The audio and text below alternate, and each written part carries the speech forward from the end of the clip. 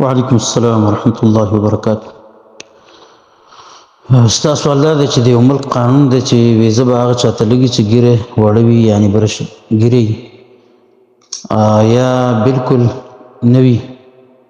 که ګیره سنت مطابق نو کار ویزه به کینسل کېږي.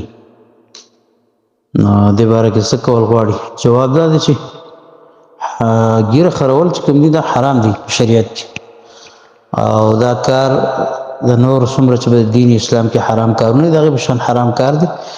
صرف په هغې صورت کې جایز کېږي چې انسان مجبوره وي، او انسان د ګیرې خرول ته په هغې وخت کې مجبوره کېږي چې د دې کار نه علاوه بل کار دته نه میلاویږي، د سره بل کار وي نه، او د دې کار پرېښودل دا د ده د هلاکت سبب وي، یا هلاکت ته نږدې کوي، یا د ده د اهل عیال چې کوم دی د هلاکت سبب وي.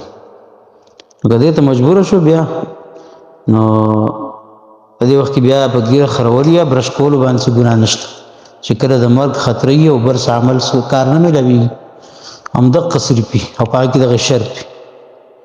لکه څنګه چې عام شریعت کې د حرام باره کې دا قانون دی، وقد فصل لکم ما حرم علیکم، تفصیل سره الله تعالی بیان کړي دي هغه څه چې په تاسو یې حرام کړي دي، الا ما اضطررتم الیه، مګر هغه څه چې تاسو ته مجبوره کړی شئ. او چا چې دغه قانون ایښی دی او خلک مجبوره کوي او خامخا دغه شرط یې ورته لګولی دی، نو بس دغې باندې مجرم دی. که دا کافر ده، خو کافر خو هم کافر و، که مسلمان هم وي نو دا کار د جرم دی ډېر غټ، ځکه چې داسې په ګناه په کار باندې خلک مجبوره کول دا په دین اسلام کې حرام دي. الله اعلم. په دې کې دا آیات ساتل پکار دي چې حدیث کې راځي من ترک شیئا لله عوضه الله خیرا منه او کما قال علیه الصلاة والسلام، چا چې یو څیز د الله تعالی دپاره پرېښودو الله به له هغې نه بهترینه بدله ورکړي.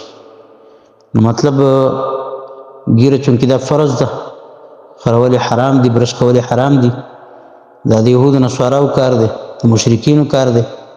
په دې وجه باندې انسان د دین ځان بچ کړي، الله رب العالمین به بهتر رزق او ښایسته کاروبار چې کوم دی دا به ورکړي. او قرآن کې الله فرمایي ومن یتق الله یجعل له مخرجا، څوک چې د الله نه ویرېدو الله رب العالمین به هغه له د وتلو لار پیدا کړي، ویرزقه من حیث لا یحتسب، او دله به د هغه ځای نه رزق ورکړي چې د ده په ګمان کې به هم نه راځي. او فرمایي ومن یتق الله یجعل له من امر یسرا، څوک چې د الله نه ویرېدو نو الله تعالی به د ده په معامله کې دته اسانتیا پیدا کړي.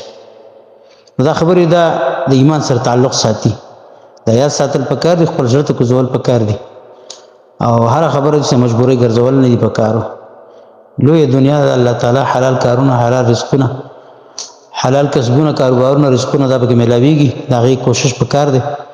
او داسې یو معمولي بهانه باندې په داسې قسمو بهانو باندې حرام د الله تعالی چې کوم دي هغه ځان دپاره حلالول دا نه دي پکار.